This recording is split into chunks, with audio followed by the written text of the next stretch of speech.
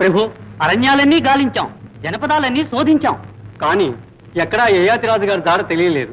ఒకవేళ ఆ ప్రకృతి సంక్షోభంలో యయాతికి ప్రాణగండం సంభవించలేదు కదా? పాపం క్షమించుకో. నారాయణ నారాయణ. మునీంద్ర, అభివాదనం.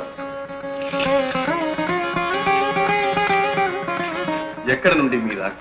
లోక కళ్యాణార్థం త్రిలోకాలు తిరిగే నా రాకపోకలకు నిర్దిష్ట కార్యక్రమం అంటూ ఉంటుందా రాక? ఎప్పుడెక్కడ అవసరమైతే అక్కడికి వెళ్ళక తప్పదు. నిందలైనా నిష్ఠూరాలైనా భరించి చెప్పవలసింది చెప్పక తప్పదు. నారాయణ. మునీంద్ర, మీ లోక సంచారంలో యయాతి ఎక్కడైనా కనిపించరా? యయాతి?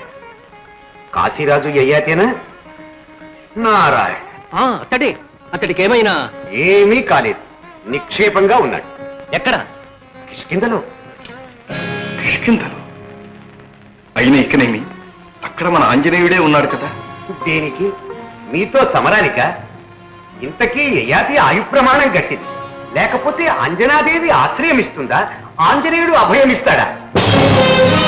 ఏమంటిది మునీంద్ర, ఏమంటిది? మారుతి అభయం ఇచ్చనా? మా ప్రతిజ్ఞ తెలియలేకపోయినా? మొదట తెలియకపోయినా నేను చెప్పిన తర్వాత అయినా విడవచ్చును కదా. పితృవాక్య పరిపాలన శ్రీరాముడికి ఎంత కర్తవ్యమో, మాతృవాక్య పరిపాలన తనకు అంతే ముఖ్యమట.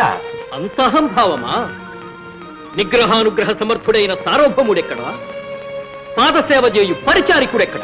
నారాయణ. రామరాజ్యం పుణ్యమా అని ఆ అంతరాలెన్నడూ అంతరించారు. ఇప్పుడు అందరూ అతిరథులే. రామనామ జపం చేసే ప్రతివాడు మహానాయకుడే. అందరికీ అందరమెక్కి అవకాశం ఇచ్చింది శ్రీరామచంద్రుడిగా. అవకాశం ఇచ్చినంత మాత్రమున అర్హత తెలుసుకోవద్దా? ఇంత దురహంకారమా? మునీంద్ర, నా బహిప్రాణమైన హనుమ నన్నే ధిక్కరించుటకు సిద్ధపడి కాలమహిమ. కాదా మరి? లేకపోతే నీ భక్తుణ్ణి వధిస్తానని నీవే ప్రతిజ్ఞ చేస్తావా?